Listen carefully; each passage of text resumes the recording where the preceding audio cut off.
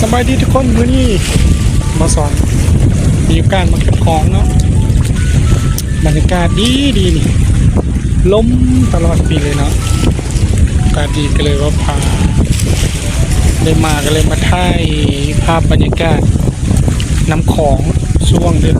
8มันจะให้ทุกคนเบิ่งอัปเดตในเบิ่งนี่นะนี่ก็สิประมาณนี้บรรยากาศโดยรอบยังว่ามาแคมป์ของในเนาะบรรยากาศหลายอยู่นี่แต่กระโบทันถึงครับท่านขั้นลิ้นพันกัน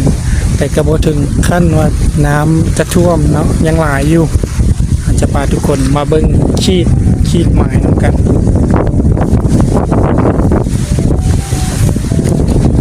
เนี่ยตัวนี้เป็นตัวชี้วัดตัววัดอยู่ในสวรรค์เขตเนาะสอบคนได้ฮู้เบิ้งก็ได้ครับแต่สิปาเบิ้งคนได้ฮู้เบิ้งก็คอมเมนต์บอกให้เนาะมันจะมีตัวเลข10 9 8 7 6 5ฮอต9เหลืองเนาะ9เหลืองตัวนี้9เหลืองตัวนี้แล้วก็9 8สีเขียวเนาะอยู่ในระดับสีเขียวหรือว่ายูสีแดงจะเป็นระดับอันตรายกับบจักเนาะแต่ว่าน้ำนี้มันแห้งเนาะไหลแห้งแล้วก็คลื่นสูงทุกคนในเบื้องกันมีบรรยากาศโอ้โห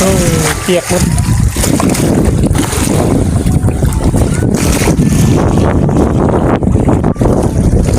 ตัวนี้เป็นแคมป์ของสวรรค์เขตจากนั้นก็จะเป็นพญานาคอยู่ในวัดตามกับวัดใหญ่ศรีภูมิมาเนาะ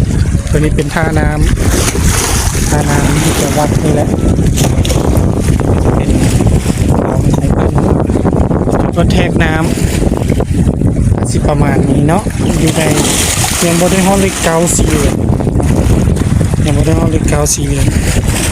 แล้วก็อยู่ในเล็กประมาณน้ำอยู่ในเล็กแปดสีเขียวเกาเหลือง10เหลือง11เหลืองขึ้นไปเอาตัวนี้นะ